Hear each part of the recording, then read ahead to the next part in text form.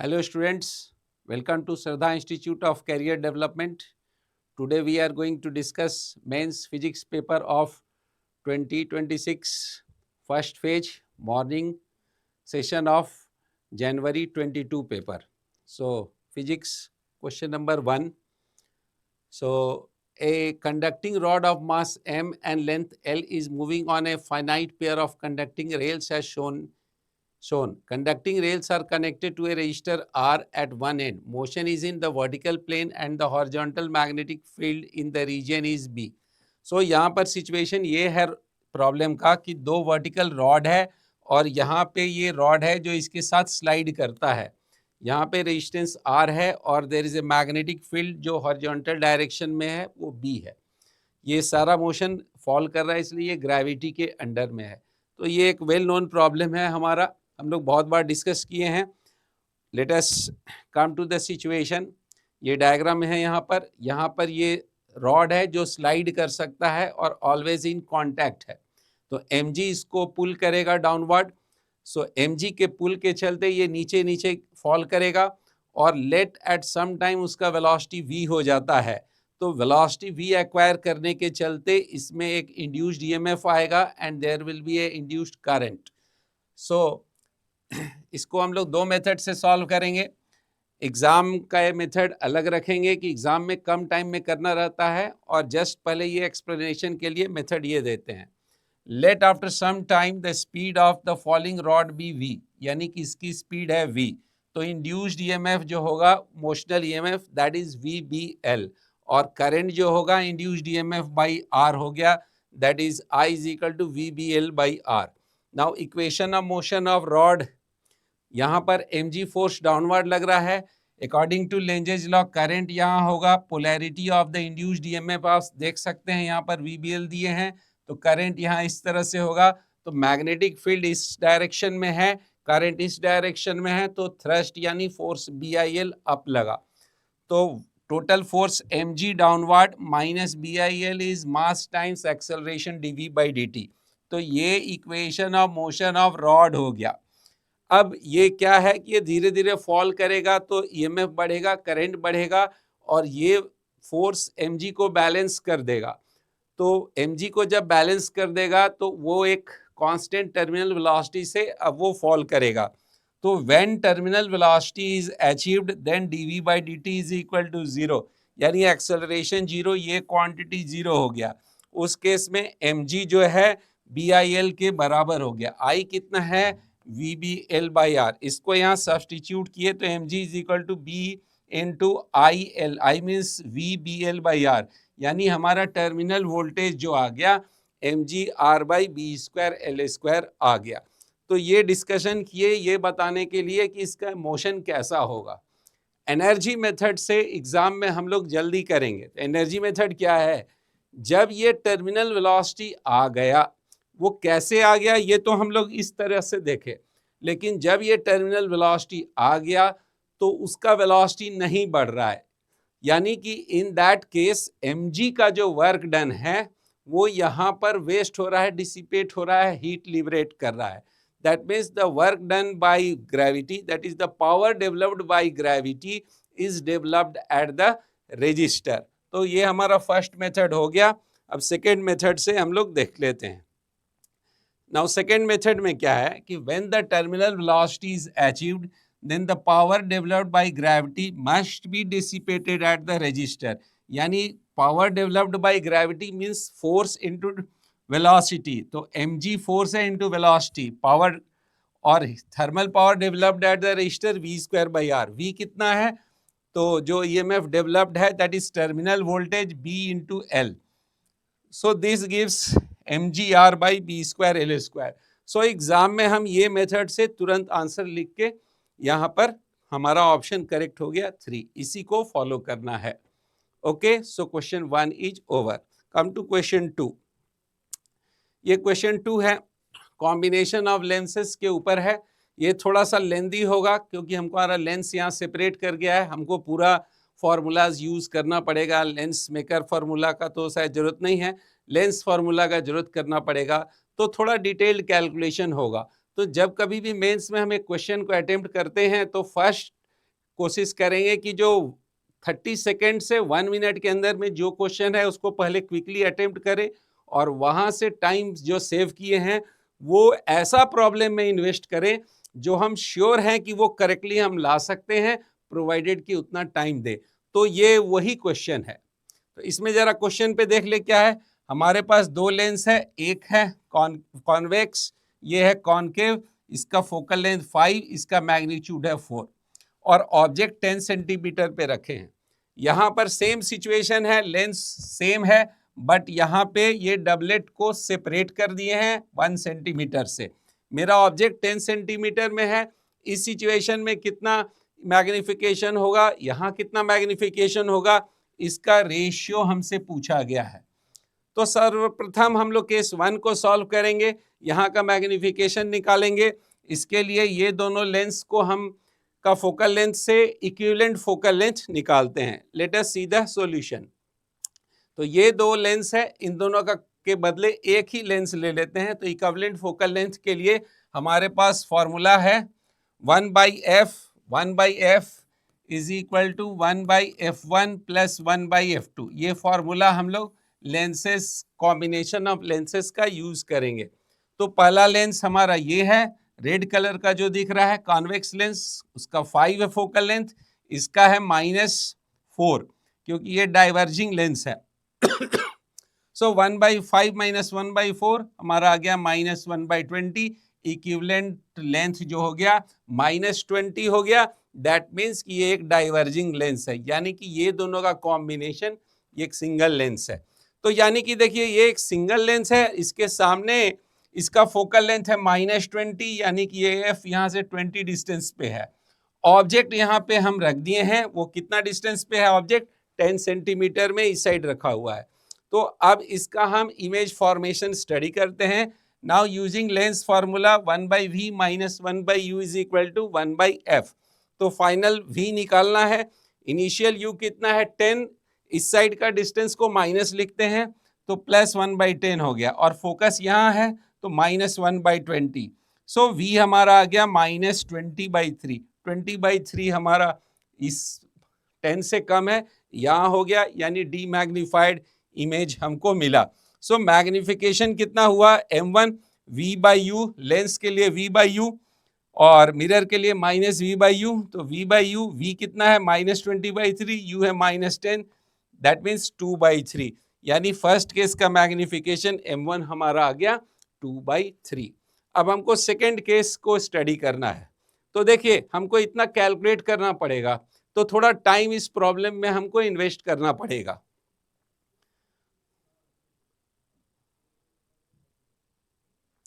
Now case to क्या है कि हमारे पास दो लेंसेज है और दोनों का हमारे पास डिस्टेंस है 1 सेंटीमीटर का। तो इस बार दोनों लेंस कांटेक्ट में नहीं है, थोड़ा डिस्टेंस 1 सेंटीमीटर का है। तो हम 1/1 केसेस देखेंगे, means refraction by first lens, उसके बाद सेकेंड लेंस। तो फर्स्ट लेंस का ऑब्जेक्ट, सेकेंड लेंस का, फर्स्ट लेंस का इमेज, सेकेंड लेंस का ऑब्जेक्ट बन जाएगा। तो consider image formation from convex lens. तो पहला लेंस के सामने ये है 10 सेंटीमीटर में, फोकल लेंथ है 5 सेंटीमीटर। तो देखिए 5 सेंटीमीटर है, यानी ये डिस्टेंस जो है 2f है, यानी 10 सेंटीमीटर का इमेज 10 सेंटीमीटर पे ही इस साइड बनेगा और वो इन्वर्टेड होगा। ये ऑलरेडी हम देख सकते हैं, तो इसको कैलकुलेट कर लिए हैं। तो 1/v माइनस 1/u 1/f। तो फोकल लेंथ है 5, हमारा ऑब्जेक्ट डिस्टेंस है -10, तो माइनस यहाँ पे हुआ तो 1/10, यानी कि 10 सेंटीमीटर आ गया। तो मैग्निफिकेशन m' इस लेंस के चलते मैग्निफिकेशन v/u दैट इज -1 आ गया। तो यानी कि 2f पे ऑब्जेक्ट यहाँ इस तरह से रखेंगे तो वो इन्वर्टेड इमेज इधर बनता है। वो कॉन्सेप्ट से हमको कैलकुलेट कर लेंगे, हम यहाँ कैलकुलेट लिखे हैं एग्जाम में, इमीडिएटली आप कर सकते हैं। Consider image formation from concave lens. अब हमारा ये कॉनकेव लेंस से इमेज फॉर्मेशन स्टडी करते हैं। तो इसके लिए ये यहाँ से यहाँ 10 है, तो इस प्लेस से ये 9 सेंटीमीटर हो गया। यहाँ एरर का चांस है, यहाँ पे हम लोग बाय डिफॉल्ट इमीडिएटली 10 लिख लेते हैं तो एरर हो जाता है। 9 सेंटीमीटर हो गया और ये वर्चुअल ऑब्जेक्ट इसके लिए हो गया। तो consider the image formation for concave lens. 1/v minus 1/u is equal to 1/f। u हमारा +9 है, इसलिए माइनस यहाँ है, हम +9 पुट किए हैं, और फोकल लेंथ इसका -4 है, -1/4। इसको सॉल्व किए हैं तो v हमारा -36/5 आ गया है। मतलब कि ये जो है हमारा इमेज जो है वर्चुअल ऑब्जेक्ट का रियल इमेज इस साइड बना दिया, रे हमारा डाइवर्ज किया है। Thus the magnification m double dash यहाँ कितना हो गया, v/u -4/5 कैलकुलेशन करके आ गया। अब ये दो लेंस का है तो टोटल मैग्निफिकेशन जो हो गया m' into m1 into m2, यानी कि दोनों का मैग्निफिकेशन का प्रोडक्ट हो जाएगा, जो कि 4/5 आया है। यानी m1/m2 4/5 हमारा केस 2 का आया, फर्स्ट केस का 2/3 था, ये है 5/6, जो करेक्ट ऑप्शन 1 है। ओके, तो यहाँ थोड़ा सा हमको टाइम इन्वेस्ट एग्जाम में करना पड़ेगा। अब आते हैं नेक्स्ट क्वेश्चन के ऊपर। तो for an object revolving around a planet of mass S m, तो हमारा m मास का प्लैनेट है, उसका रेडियस r0 है, और r डिस्टेंस पर उसमें एक सैटेलाइट घूम रहा है। If the area velocity of the object is 10 kilometre square पर second, now if density of the planet increases by +10, यानी प्लैनेट का मास बढ़ रहा है और radius of the planet increases by 10%, then the new area velocity at same orbital radius is. तो हमारा new areal velocity पूछ रहा है। ये सब जो परसेंटेज है 10% के अराउंड है, तो अगर ये %1 रहता तो हम जरा एरर एनालिसिस में वो जो फॉर्मूलाज यूज किए हैं वो यूज करते, लेकिन ये एरर 10% है, इसलिए हमको फिजिकली कैलकुलेट करना पड़ेगा। तो हमारा सिचुएशन है कि ये प्लैनेट है, इसका मास m है, रेडियस r0 है, कोई बॉडी यहाँ पे ऐसा सर्कुलर मोशन में है, तो ये r डिस्टेंस पे है, सर्कुलर मोशन में इस ऑर्बिट में है, तो इसका जो रेडियस वेक्टर इस तरह से स्वीप करेगा एरिया, इसको बोलते हैं एरियल वेलोसिटी। यानी एक राउंड घूमने में ये जो एरिया निगोशिएट करेगा वो होता है πr²।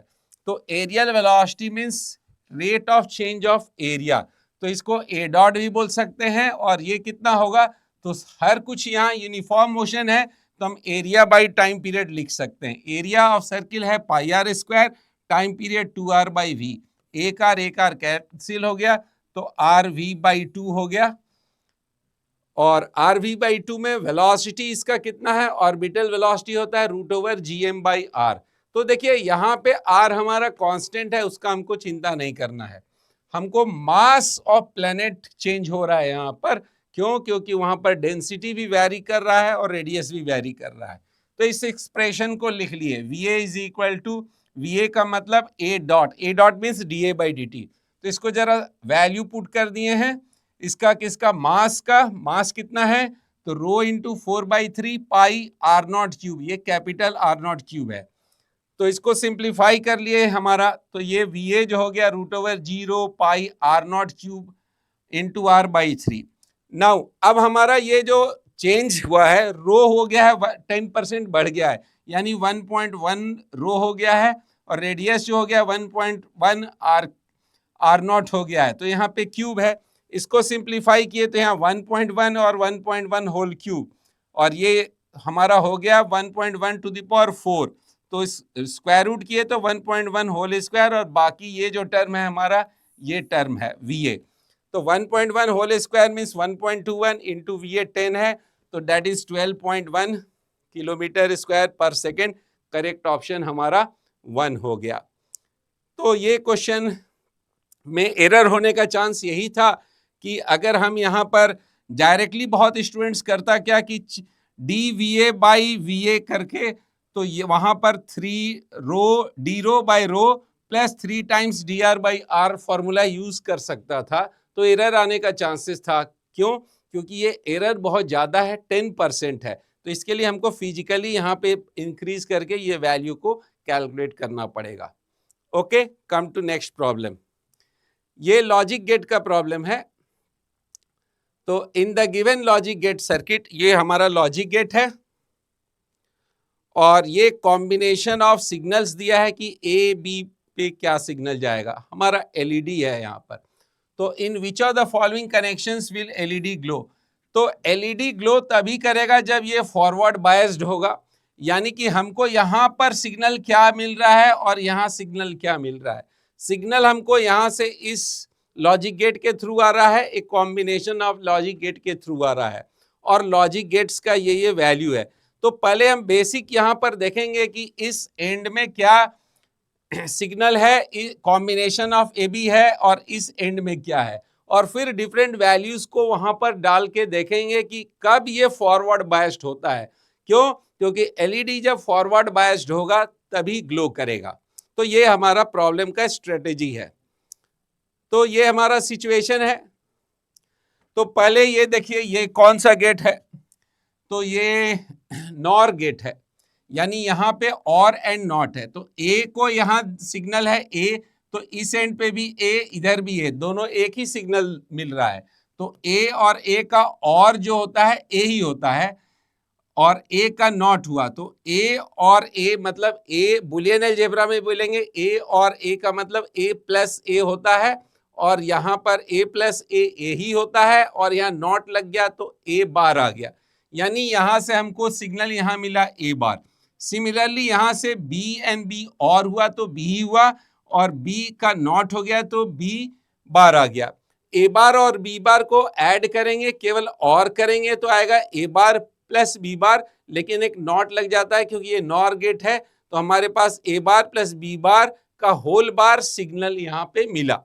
तो यानी कि हमको इस एंड में ये सिग्नल मिला है। अब देखते हैं इस एंड में क्या सिग्नल मिलता है। तो यहाँ सी एंड डी है तो सी प्लस डी मिला, नॉट हो गया तो सी प्लस डी का बार हो गया, यानी ये सिग्नल हमको बुलियन अलजेब्रा में हम सिग्नल को ऐसे रिप्रेजेंट करते हैं। तो हमारा एलईडी है। तो द इनपुट, एलईडी को इनपुट में क्या मिला, इनपुट का मतलब कि इधर से जब कनेक्ट किए हैं तो ये क्या मिला, और आउटपुट, आउटपुट का मतलब ये इस पॉइंट को हम आउटपुट बोल दिए हैं, तो ये मिला सी प्लस डी बार। तो एलईडी ग्लो कब करेगा, जब when it is forward biased. तो अब हमको देखना है, हर ऑप्शन को चेक करना है कि कौन सा ऑप्शन उसको फॉरवर्ड बायस्ड करता है। तो पहला ए 1 है, बी 1 है, सी 0, डी 0, तो 1 1, तो ए का A plus B bar whole bar, तो ए बार कितना है 1 है तो 0, और यहाँ पर बी 1 है तो 1 बी बार 1 का तो 0 हो गया, 0 प्लस 0, 0 प्लस 0 0 होता है, बार लग गया तो 1 आ गया। तो यानी कि यहाँ पे इनपुट 1 मिला, 1 मीन्स हाई वोल्टेज हम समझ सकते हैं। और सी प्लस डी, सी 0 0 है तो 0 प्लस 0 हमारा 0 हुआ, 0 का बार लिए तो 1 हुआ, यानी कि ये भी 1 है, हाई है, ये भी हाई है। तो हम जो अगर सिग्नल बनाए हैं हाई का मतलब, अगर सपोज हम 5 वोल्ट्स हाई सिग्नल बनाए हैं तो यहाँ भी 5 वोल्ट, यहाँ भी 5 वोल्ट, यानी कि इसमें कोई पोटेंशियल डिफरेंस नहीं दिए हैं। उसका मतलब कि LED will not glow since there is no potential difference, bulb हमारा नहीं जलेगा एलईडी। सेकेंड ऑप्शन क्या दिया है, ए का 1, बी का 0, सी का 0, डी का 0, तो ए बार कितना हो गया, ए बार, यानी कि ए बार मीन्स यहाँ 1 बार प्लस बी 0 0 बार का whole square, whole not. Now 1 bar means 0 और 0 bar means 1, 0 plus 1 is 1, 1 bar means 0, तो यानी कि यहाँ पे हमको यहाँ पे भी 0 मिल गया। सी प्लस डी, सी कितना है, दोनों 0 है, तो 0 प्लस 0 इज 0, 0 का बार किए तो 1 आया, मतलब कि ये हाई वोल्टेज लो वोल्टेज, ये हो गया रिवर्स बायस। तो LED will not glow due to reverse bias, यानी रिवर्स बायस हो गया था यहाँ पर। अब नेक्स्ट थर्ड ऑप्शन में देखते हैं कि हमारा ए दिया है 0 बी 1, तो 0 बार प्लस 1 बार, तो 0 बार प्लस 1 बार मीन्स 0 बार हो गया 1, 1 बार हो गया 0, 1 प्लस 0 होता है 1, जिसका बार किए यानी नॉट गेट लगाए तो ये 0 हो गया। सिमिलरली सी एंड डी यहाँ पे 1 0 दिया है, तो 1 प्लस 0 बार, 1 प्लस 0 मीन्स 1, उसका बार लिए तो 0, यानी कि हम दोनों 0 ही दे दिए, means no voltage is applied across, तो एलईडी तो नहीं जलेगा, means LED will not glow in this case. अब देखते हैं लास्ट ऑप्शन A1 B1, तो 1 bar plus 1 bar, 1 bar means 0, 0 plus 0, 0 plus 0 0, bar means 1, तो हम इसको हाई वोल्टेज दिए हैं इनपुट साइड, और यहाँ पे 1 1 है तो 1 1 1 मीन्स हमारा 1 + 1 बार है, तो 1 + 1 हमारा 1 हो गया, 1 बार 0 हो गया। मीन्स हमारा सिग्नल में इनपुट हाई है, आउटपुट मीन्स वो एंड में लो था, सो वो फॉरवर्ड बायस्ड है, so LED will glow in this case. हमारा ऑप्शन जो हो गया 4 हो गया। ओके, सो इसमें थोड़ा टाइम लेता है लेकिन श्योर आंसर आता है। इसमें हर ऑप्शंस को देखना पड़ता है। Okay, come to 5th question. A sinusoidal electromagnetic wave, ये इलेक्ट्रोमैग्नेटिक वेव है जो कि प्रोपगेट कर रहा है in a non magnetic medium. तो नॉन मैग्नेटिक मतलब हमारा जो म्यू आर का वैल्यू है 1 लेना है material. Dielectric constant of the material पूछ रहा है, तो यानी एक मटेरियल है जो नॉन मैग्नेटिक है, तो उसमें हमको डाइलेक्ट्रिक कांस्टेंट पूछ रहा है।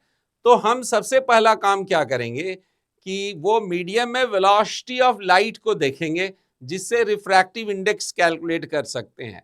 और रिफ्रैक्टिव इंडेक्स का जो फॉर्मूला है n = √μr ER यूज करेंगे। यहाँ पे μr का वैल्यू 1 है क्योंकि वो नॉन मैग्नेटिक मीडियम है, यानी कि हमको केवल n कैलकुलेट करने का जरूरत है। तो let us see the situation. तो electric field component of electromagnetic wave जो दिया है हमारा इतना दिया हुआ है क्वेश्चन में, और इसको जनरल फॉर्म में हम लोग क्या लिखते हैं, E = E0 sin kx - ωt। तो ये जो k है हमारा 2/300 हो गया, एम्पलीट्यूड जो है हमारा 20 हो गया, फिलहाल उसका जरूरत नहीं है, और उस वेव का एंगुलर फ्रीक्वेंसी है 10⁶। नेक्स्ट k क्या है, यहाँ पर k है जिसको हम प्रोपगेशन कांस्टेंट बोलते हैं, तो k = ω/v। तो ओमेगा 10⁶ है, तो k = ω/v, जो वैल्यू कितना दिया है 2/100 का, और ओमेगा कितना है 10⁶। तो 10⁶ यहाँ पुट कर दिए तो हमारा v आ गया 300/2, यानी 1.5 × 10⁸ मीटर/सेकेंड। अब रिफ्रैक्टिव इंडेक्स है c/v, that is equal to μr ER। μr का वैल्यू 1 है क्योंकि वो दिया है नॉन मैग्नेटिक मीडियम। c का वैल्यू है 3 × 10⁸, v कैलकुलेट किए हैं 1.5 × 10⁸, तो ये हो गया 2 कैंसिल होके, यानी ER हो गया 4। करेक्ट ऑप्शन हमारा 3 है। ओके, तो ये भी क्वेश्चन बहुत बेसिक मॉडल का क्वेश्चन था, प्रोवाइडेड हम ये सब बात को याद रखते हैं कि इलेक्ट्रोमैग्नेटिक वेव किसी एक मीडियम में कैसे ट्रेवल करता है। ओके ओके, तो इसी के साथ हमारा पेपर डिस्कशन कंप्लीट होता है। Okay, thank you. Students, we are going to discuss chemistry paper few questions of mains second day first shift 2026। देखो क्वेश्चन पहला क्या कर रहा है, number of unpaired electron in low spin octahedral complex formed by Mn+3 ions. Mn+3 का मतलब क्या हो जाएगा बच्चे, D4। Cr+3 का मतलब क्या हो गया, D3। Fe+3 का मतलब क्या हो गया, D5। और CO+3 का मतलब क्या हो गया, D6। Got it. अब देखो, अगर हमारे को लो स्पिन कर रहा है तो सीधा सीधा हमारा Mn का क्या हो जाएगा, T2G4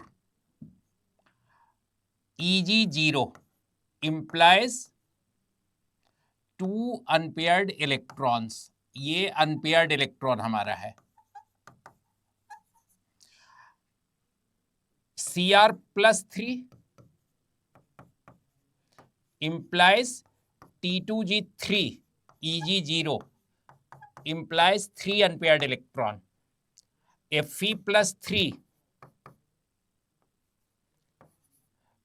T2G5 Eg0 implies 1 unpaired electron, and CO+3 implies T2G6 Eg0 implies 0। Answer हमारे सामने आ गया। देखो क्या कर रहा है, सबसे ज्यादा किसमें है, क्रोमियम। सिर्फ एक ऑप्शन में क्रोमियम सबसे ज्यादा है, उसके बाद Mn, उसके बाद Fe, उसके बाद CO. So correct answer is 2. So let us mark 2 as correct answer. Now let us move on to the next question. 4 elements from second period boron to oxygen can have following I1 in kilojoule per mole. अब देखो बच्चे, हम सब ने क्या पढ़ा है, left to right period में बढ़ते हैं, जरा सा लिख लेते हैं. बोरन,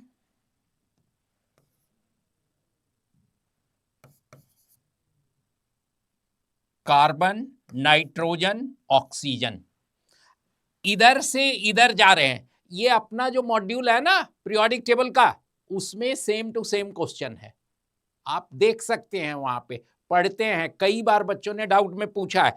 तो मॉड्यूल के बाहर बहुत कम क्वेश्चन जा रहा है, और ऐसा नहीं कि इस बार, पिछली बार में भी ऐसा ही हम लोगों ने देखा था. तो देखो, बोरन से लेफ्ट टू राइट जा रहे हैं, हमारा आयनाइजेशन एनर्जी बढ़ता जा रहा है. लेकिन आयनाइजेशन एनर्जी का एक पैरामीटर हमारा और होता है. क्या होता है कि stability of valence shell electronic configuration. जो नाइट्रोजन में ज्यादा है, since it is exactly half filled, nitrogen का हमारा क्या होता है 2p3,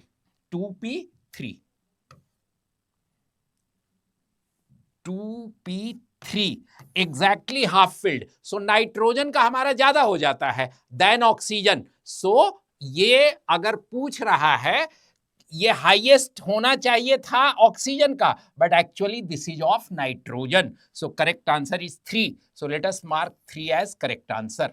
now let us move on to the next question. ये हमारा थर्ड है, the structure of HNO3.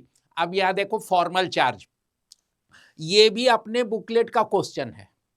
Bonding chapter में एक्सरसाइज 2 में हमारा ये नाइट्रिक एसिड है, N2O है, O3 है, ऐसा ही ये भी है. फॉर्मल चार्ज कैलकुलेट करना हम लोगों ने सिखाया है, फिर से देख लेते हैं. यहां पे देखो, इस बॉन्ड को समझना है, ये कोऑर्डिनेट बॉन्ड हमारा है. ठीक है बच्चों, ये कोऑर्डिनेट बॉन्ड है. ये अगर समझ लेंगे तो फिर हमारा इजी रहेगा. रीजन बिहाइंड की इसका 6 इलेक्ट्रॉन अनबॉन्डेड दिख रहा है, तो 1 का जो हमारा होगा वो कितना हो जाएगा, 6 माइनस 2/2 फॉर्मल चार्ज 1, तो कितना हो गया 0 - 1. सो this is -1.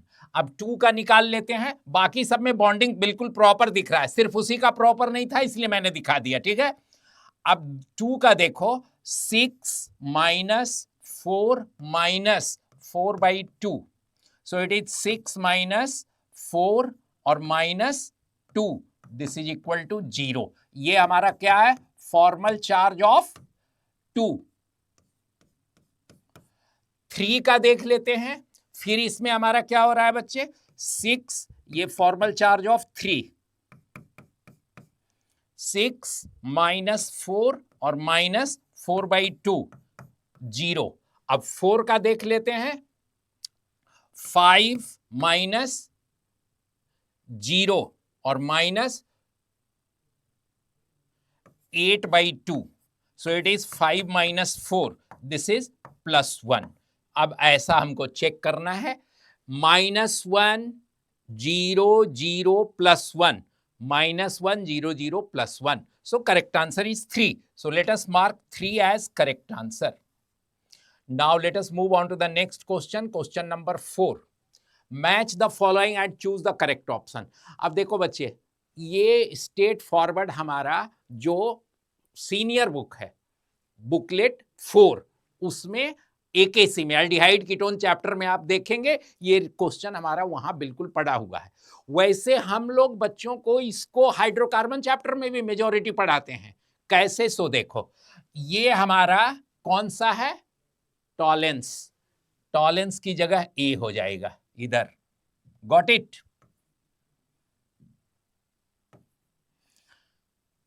Gene क्लीमेंसन reduction, hydrocarbon बनाने का तरीका है, 2 का बी.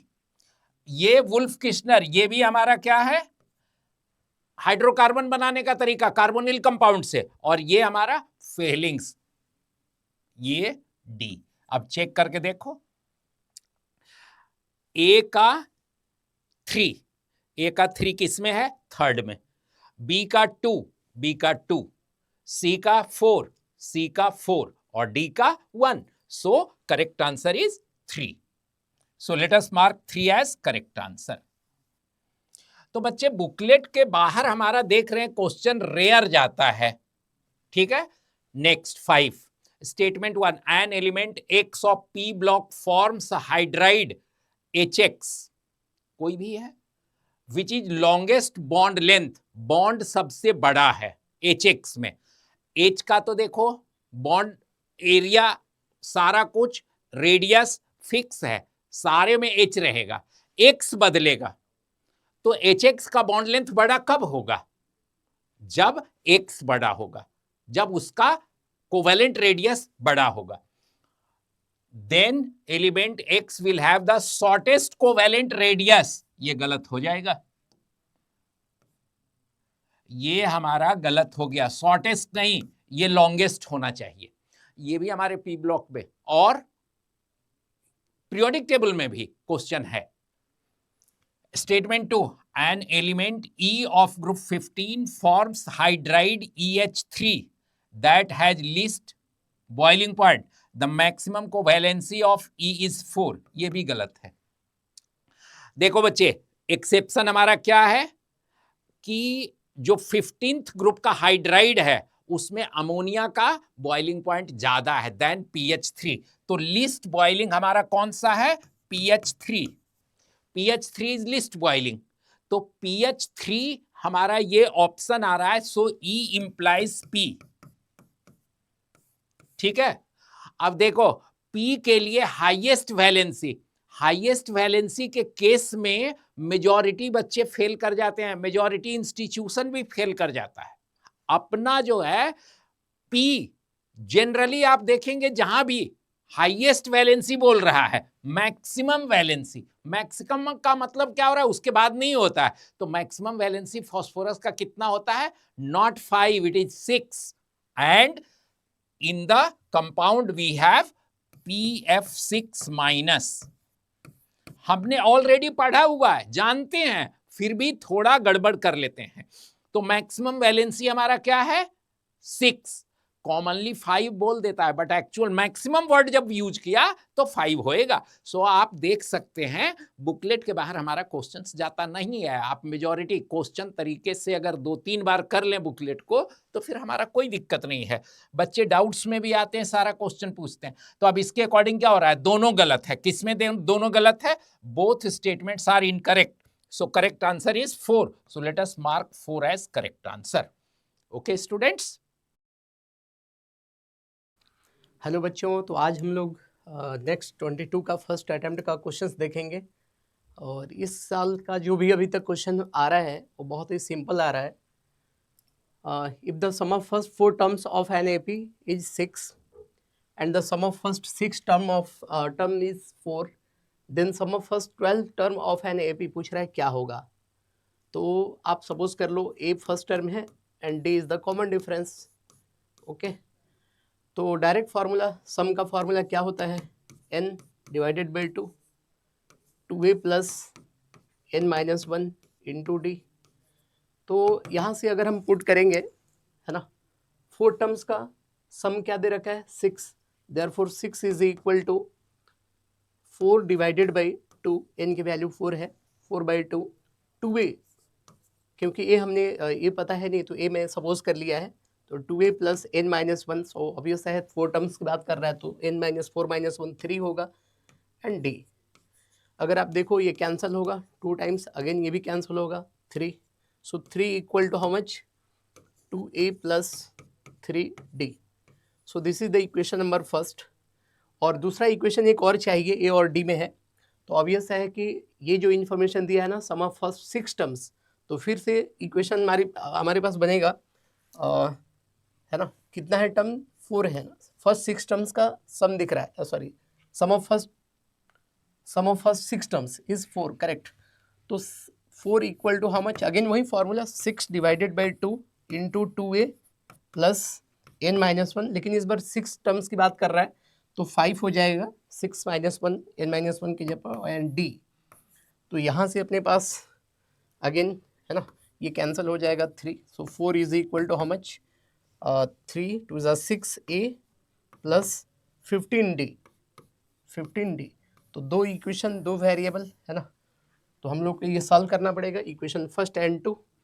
तो यहाँ से हम लोग अगर देखें तो आप एक काम कर सकते हैं, ये मल्टीप्लाई कर लो 3 से, है ना, तो 9 इज इक्वल टू कितना आएगा, 6a प्लस 9d। अब ऐसा क्यों किया, क्योंकि ये अगर मैं इसके सामने लिखा ना 6a प्लस 9d, ओके, तो कैसा दिखेगा ये, इक्वल टू हाउ मच, 9। तो सिंप्लीफाई कर लेंगे हम लोग, तो माइनस कर लो आप, minus minus minus, so this will be cancelled, so 5 is equal to how much, minus का, है ना, और 6d दिखेगा। तो d की वैल्यू आ गया है यहाँ से अपने पास, d की वैल्यू कितना आ गया, -5 डिवाइडेड बाई 6, है ना, d की वैल्यू आ गया। अब d की वैल्यू यहाँ से हम लोग पुट कर लेंगे तो a की वैल्यू आ जाएगा, किसी एक में रख लो आप, यहाँ पर आप पुट कर लो, तो 3 is equal to how much, 2a plus 3 and d की वैल्यू है -5/6, तो कट जाएगा ये 2 टाइम्स, तो ये दिखेगा, सो 2a इज इक्वल टू 3 और ये इधर आकर प्लस हो जाएगा ना, तो 5/2 लिखेंगे यहाँ पर, है ना। तो ये फाइनली a का जो वैल्यू मुझे दिख रहा है ना, आप देखो 6 + 5 है 11/2 और 2 डिवाइड होगा, तो a का जो वैल्यू दिख रहा है वो आपके पास आ रहा है 11 डिवाइडेड बाई 4।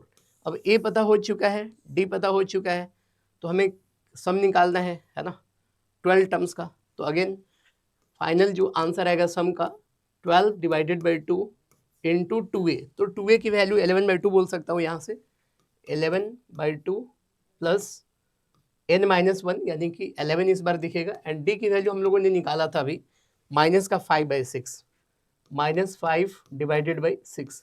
तो थोड़ा सिंप्लीफाई कर लेंगे इसे, है ना। आप एक काम कर लो, 3 इधर मल्टीप्लाई कर लो, 3 इधर मल्टीप्लाई कर लो, क्योंकि 6 हो जाएगा तो एलसीएम लेना ईजी हो जाएगा, एंड 6 यहाँ पर, है ना, ये कट जाएगा डायरेक्टली। सो आई थिंक ये 33 यानी कि 6 और ये आएगा 33 माइनस 11 5 55 और नीचे तो 6 है ही इसका एलसीएम, तो ये कट जाएगा। सो आई थिंक -22 इज द ना first is the right answer, okay. तो बहुत सिंपल क्वेश्चन है, और मैं बार बार बोलता हूँ बच्चों को कि जो श्रद्धा के मटेरियल है उसके एक्सरसाइज अगर आप सॉल्व करते हैं ना, एक्सरसाइज 1 2, तो 100% क्वेश्चन सॉल्व हो रहा है इस बार ही नहीं, आगे भी क्वेश्चंस है ना PYQs के होते हैं। तो अब जैसे ये क्वेश्चन है ना, ये एक्सरसाइज में क्वेश्चंस ऐसा पड़ा हुआ है, बस ये डाटा सिर्फ थोड़ा सा चेंज है, ऑलरेडी लॉग में और PYQs में भी ऐसे क्वेश्चंस पूछ रखे हैं। तो आप एक बार प्रैक्टिस करें अच्छे से, तो एक भी क्वेश्चन छूटेगा नहीं। डोमेन की बात कर रहे हैं तो फंक्शन को हमें डिफाइन करना होगा, तो दो फंक्शन है, एक f1 है एक f2 है। दोनों फंक्शन को डिफाइन करने के लिए पहला का मैं d1 निकालूंगा, सेकंड का d2 निकालूंगा, और दोनों का इंटरसेक्शन देखेंगे, है ना, इस फॉर्मेट में बोल रहा है, तो मैं कंपेयर करूंगा और ये सारे वैल्यू निकाल लूंगा। तो ओके, तो ये वैल्यू ln है, ln का मतलब नेचुरल बेस है, तो इसमें ये जो वैल्यू है वो 1 नहीं होना चाहिए। 10 - 6 should not be equal to 1, क्यों? क्योंकि अगर ये 1 हो गया ना तो ln1 0 होगा और 1/0 अनडिफाइंड हो जाएगा। तो इसलिए यहाँ से हम बोल सकते हैं x cannot be equal to 9, है ना, x 9 नहीं हो सकता है। और इस आर्गुमेंट को पॉजिटिव होना पड़ेगा, लॉग के अंदर जो आर्गुमेंट दिख रहा है, यानी कि 10 - 6 that should be greater then 0, therefore x less than इधर आ जाएगा ना, तो 10 ग्रेटर देन x या x लेस देन 10, बात तो बराबर ही होगा।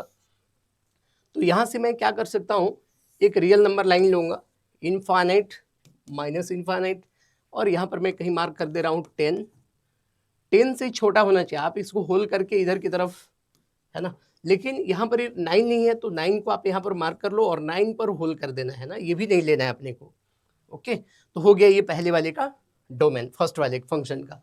f1 अगर हमने कंसिडर करा ना तो f1 का डोमेन आ चुका है। अब साइन इनवर्स है, अब साइन इनवर्स में IIT में हम लोग पढ़ते हैं कि जो भी ये वैल्यू है ना वो -1 से +1 के बीच में होता है। इसका मतलब x + 2 डिवाइडेड बाई 2x + 3 -1 से कहाँ तक, 1 तक। अब ये इसको थोड़ा सिंप्लीफाई करना है, फिर वापस इसको मैं रख दूंगा, तो अगर आप इसे सिंप्लीफाई करो ना 1 इधर लाओ, तो x plus 2 divided by 2x plus 3, 1 आ जाएगा बेटा तो प्लस हो जाएगा। ये 0 से ज़्यादा होगा या ऐसे लिखे बात तो बराबर ही है, एलसीएम लेंगे 2x प्लस x 3x आएगा और 3 प्लस 2 5 होगा डिवाइडेड बाई नीचे आएगा 2x plus 3, that should be greater than equal to 0। तो एक ये बन रहा है, इसको भी हम रिप्रेजेंट करेंगे और एक बार इस पार्ट को मैं लूँगा, इस पार्ट को लूँगा, है ना। ये भी करना चाहिए एंड ये भी करना चाहिए। तो x plus 2 divided by 2x plus 3, अब इस बार इधर आएगा तो माइनस का 1 हो जाएगा, less than equal to 0। LCM लेंगे तो देखो माइनस 2x प्लस 6 माइनस 6 आएगा, माइनस 3 प्लस 2 माइनस का 1 आएगा divided by 2x plus 3, that should be less than 0। और अगर मैं इस नेगेटिव को हटाऊंगा प्लस कर दूंगा तो inequality will be changed. Okay, inequality इसका चेंज हो जाएगा। तो पहले जो लेस देन था अब वो ग्रेटर देन क्या हो जाएगा 0, तो ये वाला वैल्यू आ जाएगा अपने पास। अब इनको हम लोग मार्क करेंगे रियल नंबर लाइन पर, क्या क्या है इसका, -2/3 -2/3। अच्छा पहले इसको मार्क कर लो आप, है ना। तो कौन सा वैल्यू है इसका, देखो एक पोल, नीचे वाले को पोल बोलते हैं, ऊपर वाले को रूट्स। तो इसका वैल्यू -5/3 एंड -3/2। तो कौन वैल्यू ज़्यादा है कौन कम है, रियल नंबर लाइन पर हम देख सकते हैं -5 डिवाइडेड बाई 3 है और एक है माइनस का 3 डिवाइडेड बाई 2। अगर मुझे कंपेयर करना है तो विल नॉट डिवाइड नहीं करेंगे, कैसे करेंगे, तो एक काम करता हूँ मैं, 2 से इधर मल्टीप्लाई कर दे रहा हूँ और 2 से इधर, तो ये हो जाएगा 2 यहाँ मल्टीप्लाई करो, 2 यहाँ मल्टीप्लाई करो, 2 इधर 3 मल्टीप्लाई करो और इधर भी 3 मल्टीप्लाई करो। क्यों, क्योंकि नीचे 6 आ गया अपने पास, है ना। तो यहाँ पर 10 आ रहा है, यहाँ पर 9 आ रहा है। तो यस, मैग्नीट्यूड में जो वैल्यू ज़्यादा है नेगेटिव के चलते, तो आपको आप ऐसे बोल सकते हो, माइनस का इधर लिख लेता हूँ, माइनस का 10 डिवाइडेड बाई 6 यहाँ पर होगा और माइनस का 9 डिवाइडेड बाई 6 यहाँ पर होगा ना। कंपेयर करने के लिए कोई ज़रूरी नहीं है, अगर आप डिवाइड कर पाओ कैसे भी समझो, कोई प्रॉब्लम नहीं है, बट मुझे ऐसा लगता है कि ऐसे कंपेयर कर लेना चाहिए, डिवाइड करने से अच्छा है। ओके, तो ये हो गया। अब क्या चाहिए हमें, ये वैल्यू, तो इस पॉइंट से किधर की तरफ जाना है, पॉजिटिव, तो इस रीजन में पॉजिटिव होगा, बीच में नेगेटिव होता है, तो ये मेरा इधर से इधर आएगा और इस वाले पॉइंट से इधर की तरफ आएगा, है ना। तो ये हमने ड्रॉ कर लिया सेकंड के लिए। अब थर्ड को भी देखना है, तो ये है -3/2, एक -1, तो -3/2 का मतलब क्या, अभी हम लोगों ने ये लिखा था -3/2 मतलब यही पॉइंट है ना, यही पॉइंट है। और -1 किधर होगा, तो -1 यहाँ होगा, -1 यहाँ होगा। अगेन इस पॉइंट, क्योंकि हमें ग्रेटर देन लेना है ना, ग्रेटर देन लेना है, तो इस पॉइंट के है ना इधर की तरफ जाएगा, ठीक, -9/6 मतलब -3/2 और 1 माइनस का 1 से इधर की तरफ जाएगा। अब सभी में कॉमन होना चाहिए, ये भी डिफाइंड होना चाहिए, ये भी डिफाइंड, क्योंकि ये दोनों डिफाइंड होगा तो साइन इनवर्स डिफाइंड होगा, और साइन इनवर्स डिफाइंड करना है, फिर ये भी डिफाइंड करना है, फिर दोनों को एक साथ डिफाइंड करना है, तब जाकर के मेरा फंक्शन डिफाइंड होगा। इसीलिए हम लोग यहाँ पर क्या करेंगे, तो कौन सा ऐसा इंटरवल आपको दिख रहा है जिसमें तीनों कॉमन दिख रहा है, तो आई थिंक एक तो मेरे को यहाँ से लेकर यहाँ तक कॉमन दिख रहा है, ये ओपन में रहेगा, ये दोनों क्लोज है, और इधर में 2 ही है ना, ये तो रियल नंबर लाइन था, ये तो रियल नंबर लाइन था, आप इसको थोड़ा सा और आगे की तरफ बढ़ा लो। और एक पार्ट जो मुझे दिख रहा है यहाँ से लेकर के यहाँ तक, है ना, ओपन में दोनों दिख रहा है, ये -1 से लेकर 9 तक में ओपन में है, और ये भी दोनों ओपन में है, दिख रहा है ना, होल है यहाँ पर भी, होल है यहाँ पर भी। बाकी देख लो, इधर 2 है, इधर 3 है, इधर 3 है, इधर 2 ही है, इधर भी 2 ही है, इधर 3 है, तो हमें तीनों कॉमन होना चाहिए, है ना। अगर मैंने लॉग वाले को फर्स्ट, इसको सेकंड, इसको थर्ड लिया, तो अपने पास ऐसा दिख रहा है, तो डायरेक्टली वी कैन से, है ना, जो आंसर आ रहा है मेरा, मैं इसको लिख दे रहा हूँ, -∞ से लेकर ये 5 -∞ से फाइनल आंसर में लिख रहा हूँ। -∞ हमेशा ओपन में रहता है, और ये एक ओपन में है, 2 क्लोज में है, तो फाइनली इंटरसेक्शन ओपन में लेना पड़ेगा। तो यहाँ पर मैं लिखूंगा -5 डिवाइडेड बाई 3, ओके, यूनियन। अब अगला वाला पार्ट देखें, तो ये भी देखो ध्यान से आप, यहाँ से यहाँ तक -1 से लेकर 9 तक में क्या दिख रहा है, -1 से लेकर 9 तक में ओपन, -1 पर ओपन है, तो ये भी ऐसा लेना पड़ेगा। अच्छा एक मिनट बेटा, ये जो वैल्यू है ये दोनों क्लोज है ना, ये दोनों क्लोज है, तो आप ये वाला जो पॉइंट है ना, इसके लिए ये क्लोज होगा, इसके लिए भी, इसके लिए ये ओपन है, करेक्ट। और यहाँ पर अगर ध्यान से देखिए -1 भी क्लोज है, यहाँ पर -1 क्लोज है, ओके। -1 क्लोज है, -3/2 क्योंकि नीचे है तो ये क्लोज नहीं हो सकता है, तो -3/2 यानी कि इसको हमेशा ओपन में रहना पड़ेगा, पोल हमेशा ओपन में ही रहता है, तो ये वाला पार्ट आपका इस टाइप का दिखेगा। और -1, ओके, तो -∞ से ये आ गया, करेक्ट है, ये क्लोज में लेना पड़ेगा। ये -1 है ना, ये भी क्लोज में लेंगे क्योंकि -1 ऑलरेडी रूट है, और ये आपको 9 दिख रहा है, तो 9 किस में रहेगा बेटा, ओपन में, क्योंकि 9 लेना नहीं था, और यूनियन 9 से लेकर के 10 है ना, ये तो दिख रहा है ओपन में है। तो अब ये कंपेयर करेंगे तो a -a का वैल्यू, तो यानी कि a का वैल्यू पता चल गया कितना, -a का वैल्यू पता चल गया 5/3, क्योंकि -a दे रखा है, तो 5/3 क्या हो जाएगा, a का वैल्यू अगर 5/3 है तो 3a का वैल्यू यहाँ से 5 आ जाएगा, ओके, ये वैल्यू 5 हो गया।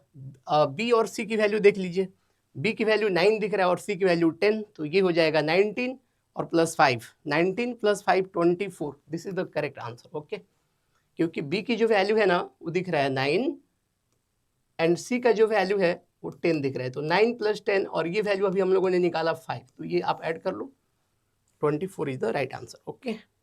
तो नेक्स्ट क्वेश्चन रिलेशन से है, ठीक है, m की वैल्यू दे रखा है, m में सेट में 1 से लेकर 16 तक, R be the relation on m defined by x relation y if and only if 4y equal to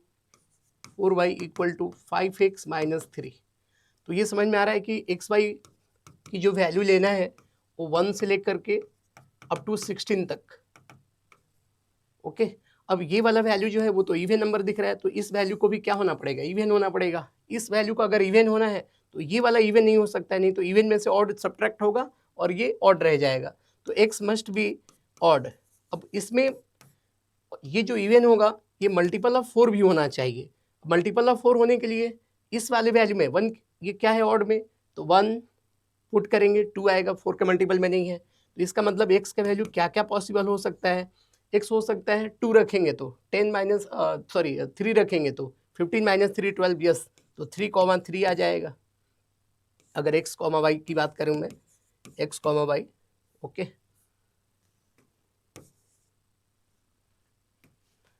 x, y belongs to 3, 3 हो जाएगा। अगर मैं 5 रखूंगा तो ये 22, अगेन 4 के मल्टीपल में नहीं है तो नहीं मिलेगा। 7 रखूंगा 35 - 3 32, यस, ये मिलेगा, तो 7, 8 हो जाएगा। अगर मैं अगला वैल्यू रखूंगा 9 तो ये अगेन 42 होगा, नहीं मिलेगा। अगर मैं 11 रखूंगा तो 52, यस मिलेगा, 11, 52/4 यानी 13। तो नेक्स्ट की वैल्यू अगर आप चेक करेंगे, जैसे 15 रखेंगे तो 15 5 75 72, और ये मल्टीपल में है बट 18 हो रहा है और वैल्यू लेना था 16 तक, तो आगे पॉसिबल नहीं है। अब इसको क्या बोल रखा है कि कितना एलिमेंट मैं ऐड करूंगा इस रिलेशन में कि वो सिमेट्रिक बन जाएगा। तो आप देखो a, ये तो है ही ऑलरेडी, इसमें a, b है ना, और यहाँ भी a, b है, तो इसका मतलब 8, 7 और 13, 11 आपको जोड़ना पड़ेगा। तो कितना एलिमेंट जोड़ना पड़ेगा, 1 2, अब देखो आप ये सिमेट्रिक दिखेगा, so answer will be first, okay.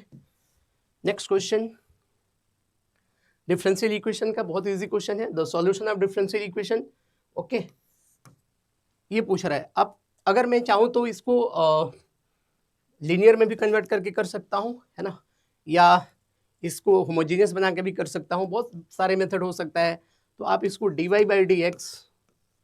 dy/dx minus, आप dx से डिवाइड कर दे रहा हूँ मैं, dy/dx माइनस y/x, है ना, x से भी डिवाइड कर रहा हूँ, और इक्वल टू, इधर मैं x कॉमन कर रहा हूँ तो √1 + y² आ जाएगा, और क्योंकि नीचे भी x डिवाइड हुआ है, राइट साइड वाला ये x डिवाइड हुआ तो x से x कैंसिल हो जाएगा।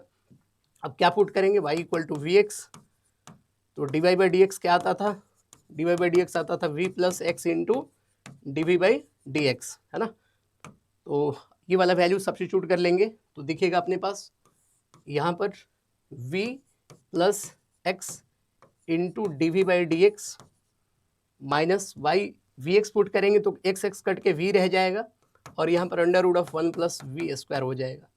तो v से v कैंसिल हो रहा है डायरेक्टली, वेरिएबल सेपरेबल लग गया, तो यहाँ से हम लोग लिख सकते हैं dv / √1 + v² = dx / x, और इंटीग्रेट कर लेंगे तो ये दिखेगा ln v plus under root of 1 plus v square is equal to, यहाँ पर ln, क्योंकि c को मैं ln c लिखूंगा और cx लिखेंगे तो भी चलता है, कोई प्रॉब्लम नहीं है, लिख सकते हैं ऐसे।